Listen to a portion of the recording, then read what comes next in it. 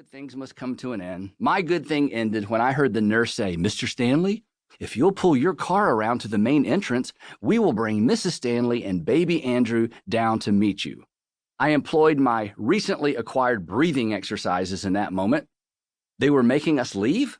But why? Other than the food, everything was perfect here. So why leave now and why go home? Nobody at our house had any experience taking care of a baby. Surely they would not let us take a baby home all by ourselves. But they did. They always do. As we drove away, the nurse waved goodbye with a knowing look that said, "You have no idea." And she was correct. But we figured it out, and so did you. By figured it out, I mean we figured out how to feed, clothe, change, and burp a baby, and eventually get him to sleep through the night. But even with all that ostensible success, there was always this disquieting question: are we doing it right? If your child is more than 5 years old, I don't have to tell you that that initial concern never completely goes away. It's why you're reading a book about parenting. You're pretty sure you're doing it right, but when it comes to our kids, we don't want to be pretty sure. We want to be sure. If there's one area of life we have to get right, it's this one.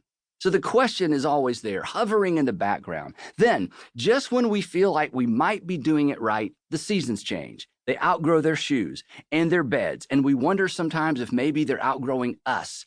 Eventually, hormones flip the script. The question that hovered in the background for the first 11 or 12 years is suddenly front and center. We no longer have the luxury of assuming we're doing it right. There are daily reminders that more than likely we're not. And our kids assure us that we're doing it wrong because their best friends' parents are clearly doing it right. And of course, their best friends assure their parents that they're doing it wrong as well.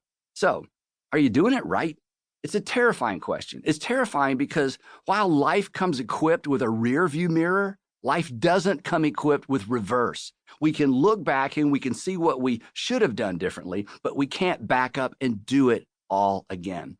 Our mistakes are a permanent part of our parenting story, but worse, our mistakes are a permanent part of our children's childhood. Just to encourage you.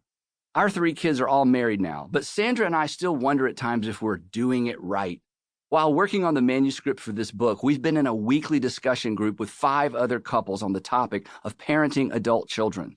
You probably didn't know that was a thing. Well, it is. One day you will be parenting adults. So no, parenting doesn't end once they leave the house. Their moving out is just a segue to another season. While the concerns change from season to season, there will always be something to be concerned about.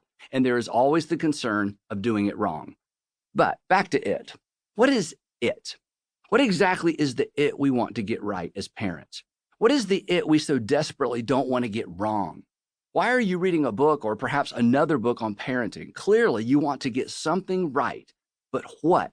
What is the it? Our observation is that most parents are so busy parenting, they never stop to consider what they're parenting to, what they're parenting for. They're too busy to stop and consider the end game, the goal, the prize, the win. And I'm not being critical. We get it. We had 3 in diapers for a minute. More on that later. So what is it? What is the win for you as a parent? You have one. Every parent has one. In 2-parent homes, it's not uncommon for parents to have different wins in mind. And when that's the case, they parent at cross purposes. The result is a tension that neither parent can explain, but one that children sense and teenagers often exploit. So, what is your it? What's the win? Is it safety, obedience, graduation, to make you proud, to get into the NFL, Broadway, for your kids to have the things you never had, to go further educationally than you had the opportunity to go? I coached enough baseball to know that for some, the win is for kids to excel where their parents hoped to, but didn't. And by the way, none of those goals are bad or wrong, but when culled and examined, none of those goals are enough. And that's the problem. So allow me to be direct. Granted, it's a bit early in our relationship for that, but indulge me anyway. If you don't hit pause long enough to consider the direction in which you are parenting, you may wake up one day to the realization that you parented in the wrong direction. By wrong, I mean you parented in a direction you would not have chosen had you stopped long enough to choose. This happens all the time. It happens all the time in multiple areas of life. Think about it. Everybody ends up somewhere in life. The folks who decide on a direction ahead of time usually end up